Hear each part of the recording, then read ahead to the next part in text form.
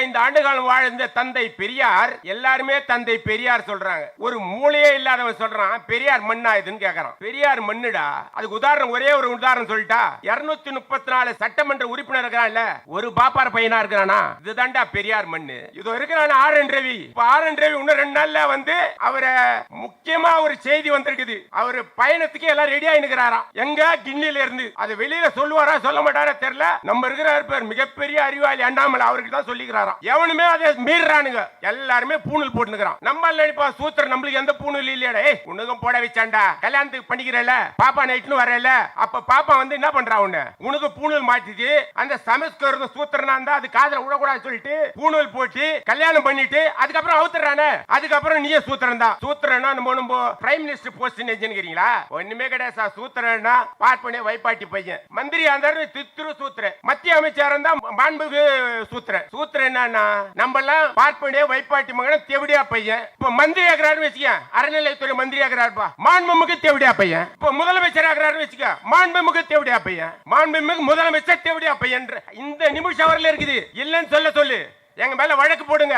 இந்த சமூகத்துல உங்களை எல்லாருமே நல்ல நிலையில பார்த்துட்டேன். ஆனா உங்களை எல்லாம் 3% பேர் இருக்கக்கூடிய பார்ப்பனர்கள் உங்களெல்லாம் தெவிடியா பையன் சொல்லிட்டு போறானே, அதுதான்டா என் மனசுல ஒரே முள்ளா, ஒரு நெஞ்சில மிகப்பெரிய பாரமா இருக்குதுன்னு சொல்லிட்டு 19ஆம் தேதி பேசுறாரு, 24ஆம் தேதி சாவறாரு சார். அருமை தோழர்களே, தந்தை பெரியார் அவர்களும் புரட்சியாளர் அம்பேத்கர் அவர்களும் சேத்துப்பட்டு பகுதியில் தான் இருவருடைய உருவமும் இந்த பகுதியில் தான் சிலை வடிவமாக இருக்கிறது என்று சொன்னால், இந்த பகுதி வாழ் மக்கள் மிகவும் தந்தை பெரியார் அவர்களையும் புரட்சியாளர் அண்ணல் அம்பேத்கர் அவர்களையும் மனமாற நேசிக்கிறார்கள் என்பதை உங்களுக்கு ஞாபகப்படுத்த விரும்புவதாகத்தான் இந்த கூட்டத்தின் வாயிலாக உங்களுக்கு சொல்லுகிறேன். தோழர்களே, இன்றைய நிகழ்ச்சிக்கு சங்கராச்சாரிய மீது நடவடிக்கை எடு என்கின்ற உணர்வோடுதான் இன்றைய பொதுக்கூட்டம் நடைபெறுகிறது.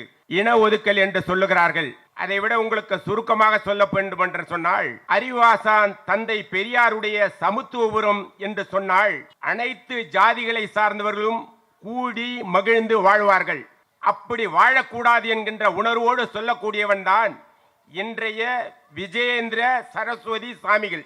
இவர்களுக்கு பேரை பாரியா, 95 ஆண்டுகள் வாழ்ந்த தந்தை பெரியார், எல்லாருமே தந்தை பெரியார் சொல்றாங்க. ஒரு மூளையே இல்லாதவன் சொல்றான் பெரியார் மண்ணா இதுன்னு கேக்குறான். பெரியார் மண்ணுடா. அதுக்கு உதாரணம், ஒரே ஒரு உதாரணம் சொல்லிட்டா, 234 சட்டமன்ற உறுப்பினர் இருக்கிறான்ல, ஒரு பாப்பார் பையனா இருக்கிறானா, இதுதான்டா பெரியார் மண்ணு.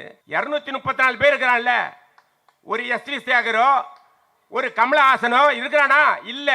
பெரியார் மண்ணுன்னு சொல்றாருன்னா, முத்துவேல் கருணாநிதி ஸ்டாலின் சொல்றாருன்னா அதுல உண்மையான காரணம் இருக்கிறதால தான் சொல்றாரு. இப்ப மகிழ்ச்சியான ஒரு செய்தி என்னன்னா, இப்ப இருக்கிறார்ல ஆர்.என். ரவி, இதுக்கு முன்னாடி இருந்தார்ல கலைஞர் மு கருணாநிதி, அவர் என்ன சொன்னாரு, ஒன்றிய அரசுல தலைமை பதவியில் இருக்கிற கவர்னர் தான் தேசிய கொடி ஏற்றுவாரு.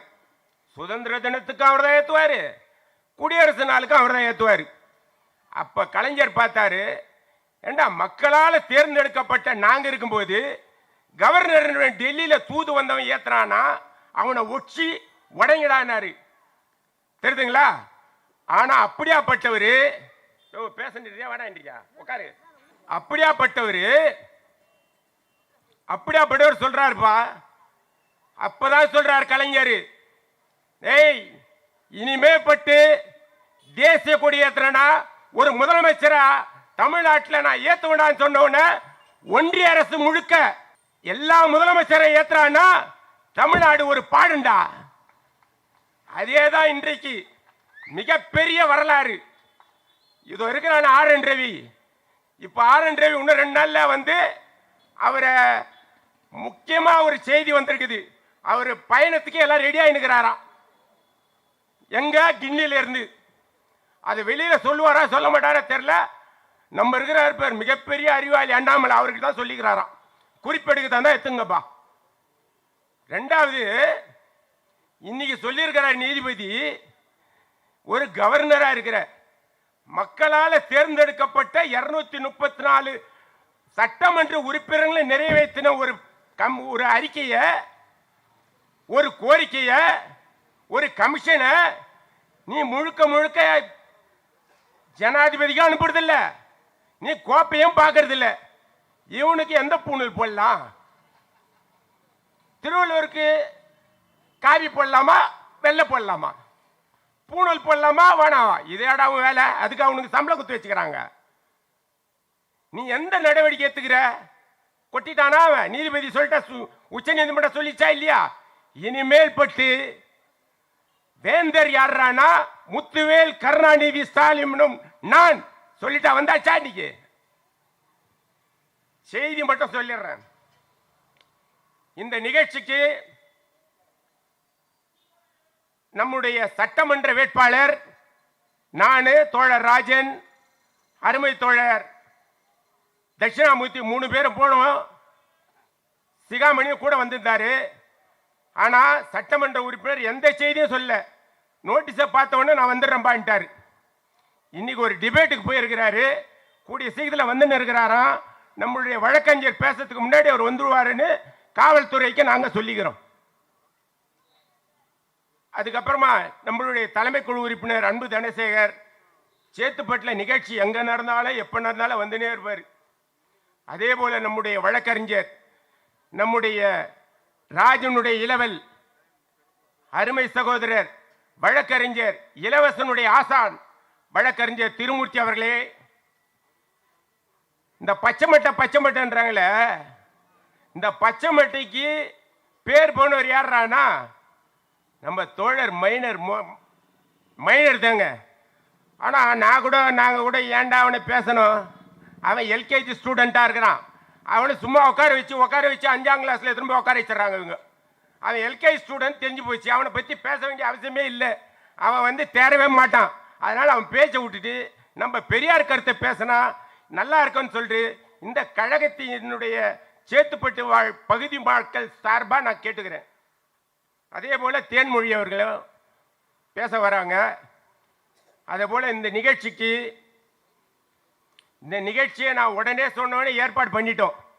நாங்கள் என்னடா ஏற்பாடு பண்ணனா, எங்ககிட்ட ஒரு வண்டி இருக்குது. என்ன வண்டின்னா, நாங்கள் போன மாதம் 15ஆம் தேதி ஒரு மிகப்பெரிய 500 கூட்டம் நடத்துகிற மாதிரி நிகழ்ச்சி ஏற்பாடு பண்ணிட்டு அந்த கூட்டத்தில் 5 முனை தீர்மானம் நிறைவேற்றி 5 முனையிலிருந்து 5 மாநிலத்தில், தமிழகத்தில் 5 மாநிலத்தில் 5 பகுதியிலிருந்து வந்து 22ஆம் தேதி ஒரு மிகப்பெரிய மயிலாடுதுறை மாநாட்டை நிறைவேற்றி அந்த நிகழ்ச்சியில் தாங்க சொல்றாங்க. என்னடா சொல்றாங்கன்னா, இப்ப இருக்கிறாருல்ல இவனுங்களுக்கு பேரை பார்ப்பா, இவனுக்கு ஏதோ சங்கராச்சாரி சங்கர்ராமன் சொல்ல வேண்டியது தானே. காஞ்சிபுரத்தில் ஒரு கொலை வந்துடுச்சுப்பா, அவர் பேரை கேட்குறாங்க. அவர் கூடகிறவர் சொல்றாரு, காஞ்சி காமக்கோடி பீடாதிபதி ஜெகத்குரு ஜெயேந்திர சரஸ்வதி சாமி. டேய் உன் பேரை சொல்றான்னா என்ன ஊரில் கதையெல்லாம் சொல்ற? Sir Sankararaman sir. அப்போ உள்ள உக்காரா உள்ளன்ட்டாங்க. தானே செய்தி. இதை விட்டுட்டு எதோ சொல்லிட்டு இருந்தா எப்படிப்பா இது? அதே போல் நம்மளுக்கு தெரியும், ஐயோ பிரதமர் நரேந்திர மோடிக்கிறாரு. இப்போ ஆர்எஸ்எஸ்க்கும் பிறந்த நரேந்திர மோடிக்கும் பயங்கர கிளாஷ்ப்பா. அவர் அடுத்த வாட்டி உட்கார மாட்டார்ப்பா சொல்லினே நம்மள வேற யாருன்னா பிரதமர் ஆகிறதுக்கு நம்மளுக்கு புருடா விட்டுனுங்கிறான். 11 வருஷம் கழிச்சு 1925 ஆர்எஸ்எஸ் தொடங்குதுனால பிரதமர் நரேந்திர மோடி போய் பார்த்துட்டு வந்துட்டு அப்ப போட்டது ஐயா ஒரே நாடு ஒரே தேர்தல். ஏண்டா ஆர்எஸ்எஸ் உடைய கலாச்சாரத்தை புரிஞ்சுக்கிறியோ இல்லையோ, இதை ஒரு வார்த்தை சொல்லண்டா. ஒரே நாடு சந்தோஷம், ஒரே தேர்தல் சந்தோஷம், ஒரே ஜாதி கேப்டன் மேட்டே முடிஞ்சு போச்ச. அதை ஏண்டா சொல்ல மாட்டீங்க?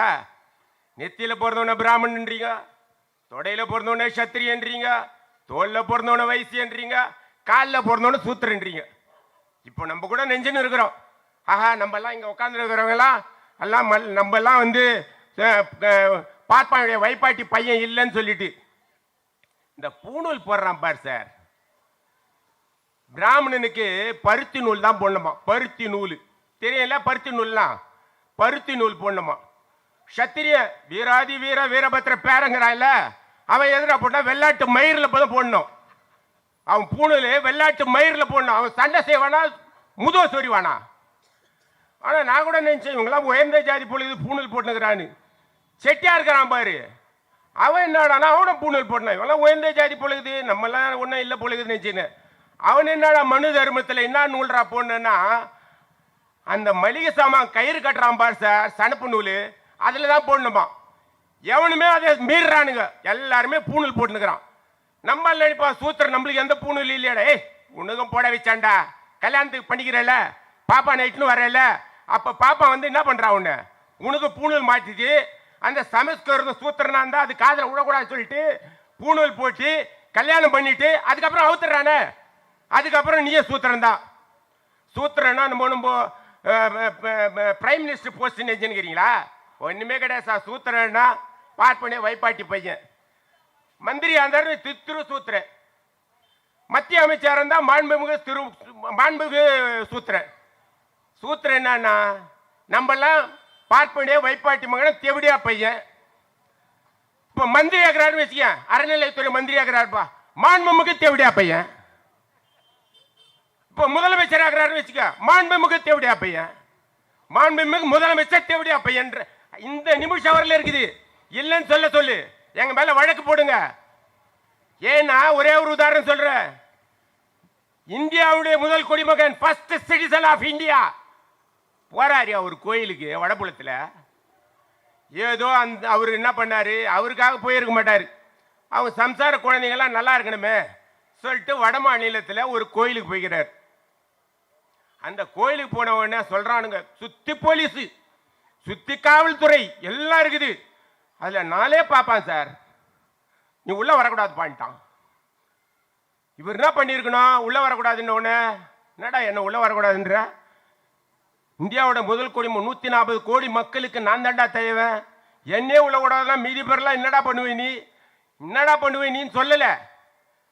அந்த 4 பாப்பானுங்க உள்ள வரக்கூடாதுன்ற உடனே, நம்மள மாரி இங்க கருப்பு சட்டை போடாம அங்க இருக்கிறானுங்க வெள்ளை சட்டை போட்டுக்கின்னு 4 பாப்பா நான் அச்சான் சார். அது வழக்காயிருக்குது, ஆனா அது வெளியில வரல. அதுக்கப்புறம் ஒரு கோயில் உள்ள போல, கோயில் உள்ள போவாத காரணம் தாழ்ட்டு நிருபர் கேட்குறாங்க, ஐயா நீங்க கோயிலுக்கு போகலாங்க ஐயா, ஒன்றும் பிரச்சனை இல்லையா, அவங்களெல்லாம் பார்த்துக்கலாங்க ஐயான்னு. இல்லை அவன் சொல்லிட்டான், நீ தாழ்த்தப்பட்டவன் உள்ள வரக்கூடாது, சூத்திரன் நீ உள்ள வரக்கூடாதுன்ட்டான். அதனால்ட்டு இவர் வெளியே வந்து என்ன சொல்றாரு, பேட்டி கொடுக்குறாரு, எங்க பொண்டாட்டிக்கு தன்னுடைய துணைவியாருக்கு முட்டி சரியில்லை, முட்டி வலி, அதனால கோயிலுக்கு போகல சார் சொல்லிட்டு வீட்டுக்கு வந்துட்டார் சார். ஆனா தந்தை பெரியார் 1925 நான் இந்துவாக இறக்க போவதில்லை என்று சொன்னாரு. அண்ணல் அம்பேத்கர் 1935 நான் இந்துவாக சாக மாட்டேன்னு சொன்னாரு. அந்த நேரத்தில் ரிசைன் பண்ணியிருந்தீங்கன்னா இந்த நிமிஷம் வரலும் பேசும் பொருளா இருக்கும். அண்ணல் அம்பேத்கருடைய பேசும் பொருளாக ராம்நாத் கோவிந்த் அவர்கள் பேசும் பொருளாக ஆக்கப்பட்டார். அவர் நாடானா அவர் தான் பயத்தின வந்து கொடுக்குறாரு. ஒரே நாடு ஒரே தேர்தல், இவர் தான் டாக்குமெண்ட் ரெடி பண்ணி கொடுக்குறாரு. அப்ப நான் சொல்லலாம்ல, ஒரே நாடு ஒரே தேர்தல் ஒரே ஜாதி சொல்றான்னு சொல்லியிருக்கலாம்ல, அதோ சொல்லல. இப்ப இதெல்லாம் ஒண்ணு இல்லை சார். இந்த சங்கராச்சாரி ஒருத்தர் இருக்கிறாரு, இந்த சங்கராச்சாரி மொத்தம் ஒன்னே ஒன்று சொல்லிடுறேன். எவ்வளவு பெரிய மனசு பாரு சார் அவருக்கு. பெரியார் என்ன சொன்னாரு, கடவுளை மற, எவ்வளவு அழகா சொன்னாரு, மனுஷனை நினைடா. இப்போ நான் மைக்கச்சு ஊந்துடுறேன் சார், மைக்கச்சு ஊந்துட்டேன். இப்போ கருமாரி அம்மன் கோயிலுக்கு போயிட்டு வந்தேன். சக்திதாஸ் அண்ணன் தான் அந்த கோயில் நிர்வகிச்சுருந்தாரு, இப்போ அவர் இறந்துட்டாரு. அந்த கோயிலுக்கு போயிட்டு வந்து இங்கே மைக்கச்சு ஊந்துடுறேன். கருமாரி அம்மா வந்து உனக்கு தண்ணி கொடுக்குமா, சோடா கொடுக்குமா? இல்லை இங்கே இருக்கிற ஃபுட் கார்பரேஷன் ஆஃபீஸில் வேலை செய்கிறாங்களே, குடோனில் அப்பெல்லாம் வேலை பார்த்துக்கலாமான்னு சொல்லிட்டு அவங்க கொடுப்பாங்களா உன்னை? இந்த பகுதி வாழ் மக்கள் சேத்துப்பட்டில் ஒருத்தன் வந்து கீழே ஊந்துட்டானா அவனை வந்து பஸ் ஏற்றி அவன் குடும்பம் நடத்தக்கூடிய அளவிற்கு அவனுக்கு வசதி படிச்சு ரூபா குத்து அனுப்புற ஊர்றா இது. நீண்டாடானா கடவுளை இது போல சொல்லும் போது அப்படின்னு சொல்ற நீ. அவன் சொல்றான் பார் சார், சந்திரகேந்திர ஒரே ஒரு சாமி இருக்குது. மணி 9 பேசிட்டோம். சந்திரகேசர சாமி முடிச்சுட்டா. சந்திரகேசர சாமின்னு ஒருத்தர் இருக்கிறாருங்க. இவனை விடு 3 சாமிக்கிறாங்க. தோழர் மைனர் சொன்னாரு. காஞ்சி, காமக்கோடி, பீடாதிபதி, ஜெகத்குரு, ஜெயேந்திர சரஸ்வதி சாமி ஒண்ணு. இப்ப இருக்கிற தெரியுமா விஜயேந்திர சரஸ்வதி சாமி. இதுக்கு முன்னாடி ஒரு சந்திரசேகர சாமி இருக்கிறார் பேர். அவர் சொல்றாரு பாரு சார், அதான் சார் எங்களுக்கு பயமா இருக்குது. என்ன சொல்றாருன்னா,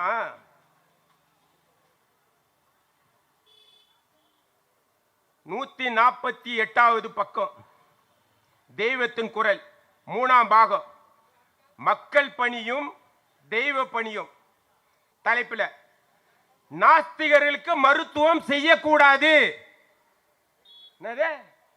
என்ன சொல்றாரு? நாஸ்திகர்களுக்கு மருத்துவம் செய்யக்கூடாதான். நீ கடவுள் இல்லைன்றல, அப்படியே செத்துட்டு போடு. கடவுள் இல்ல கடவுள் இல்லைன்னு சொல்றல. தந்தை பெரியார் சொன்னாரா, கடவுள் இல்லை, கடவுள் இல்லை, கடவுள் இல்லவே இல்லை. கடவுளை கற்பித்தவன் முட்டாள், கடவுளை பரப்பியவன் அயோக்கியன், கடவுளை வணங்குகிறவன் காட்டுமிராண்டி, ஆத்மா, மோட்சம், நரகம், பிதர்லோகம் ஆகியவற்றை கற்பித்தவன் முட்டாள், இவற்றால் பலனடைவன் மகா பகா அயோக்கியன் சொல்லி டிக்ளேர் பண்ண தந்தை பெரியாரு. இந்த சந்திர கரேசந்திர சாமி சொல்றாயா, நாஸ்திகனுக்கு வைத்தியம் பார்க்காத, வைத்தியம் பார்க்காதே 95 வயசு இருந்திருக்கிறாரு. இன்னும் வைத்தியம் பார்த்துருந்தாருன்னா அவர் 115 வயசு வரலாம் வாழ்ந்துருப்பாரா. அந்த காலகட்டத்தில் இந்த அளவுக்கு வைத்தியம் இல்லை. அப்படியே 95 வயசுல வாழ்ந்திருக்காரு. அவர் சொல்றாரு, சார் வைத்தியன் சிகிச்சை பண்ண மாட்டான் என்று வைத்து விட்டால் அப்போது நாஸ்திகன் பகவான் பக்கம் திரும்புவான். எவ்வளவு மனிதநேயம் கொண்ட சந்திரகேந்திர சரஸ்வதி சுவாமி என்பதை சூத்திரர்கள் நாஸ்திகர் உணர்ந்து கொள்ளுங்க. சார் நான் பேச தப்பா கரெக்டா? சார் தப்பா கரெக்டா சொல்லுங்க. அதுக்குதான் எங்க தலைவர் சொன்னாரு. என்ன சொன்னாரு? திராவிடர் விடுதலை கழகத்தினுடைய பொது தலைவர் அண்ணன் கொளத்தூர் மணி அவர்கள் சொன்னாரு, சந்திரகேந்திர சரஸ்வதி சாமி வந்து இருந்தார், அறிவாசான் தந்தை பெரியார் வாழ்ந்தார். 19ஆம் தேதி பேசுறார் சார். 19ஆம் தேதி பேசுறாரு. என்ன பேசுறாரு? தியாகராய நகர்ல இறுதி பேசுறாரு சார். இறுதி பேச்சு சார். அதுதான் இந்த சேத்துப்பட்டில் இருக்கிற ஏன் நான் உங்களெல்லாம் அழைக்கிறோன்னா நாங்களை போல நீங்களே உருவாகணுன்றதுக்காக தான். எனக்கு 64 வயசு ஆகுது. இன்னும் இளைஞர் மாரிக்கிறான்னா ஐயா அறிவாசன் தந்தை பெரியாருடைய கருத்துக்களும் அண்ணல் அம்பேத்கருடைய சிந்தனைகளை உள்வாங்கினால்தான் நாங்கள் இன்னும் நல்லா இருக்கிறோம். எதுக்கும் போப்படுறதில்ல பாரு. கீழே உண்டா செங்கல்லாம் அடிக்க மாட்டோம். இப்போ நம்ம கூட தோழருங்க யாருன்னா இங்கே பசங்க கீழே உண்டாங்கன்னு வச்சுக்கோ, கபக்குன்னு ஒரு செங்கல் வச்சு அதில் நெத்தி வச்சுருவாங்க. அதெல்லாம் கிடையாது. இங்கே ஸ்ட்ரெயிட்டாக டாக்டர்கிட்ட போய் டிடி போட்டால் முடிஞ்சு போயிடுச்சு. அதுபோல் இது ஒரு பக்கம் இருக்கட்டும் சார். இந்த டிவியில் ஜாதி சொல்றான் சார்.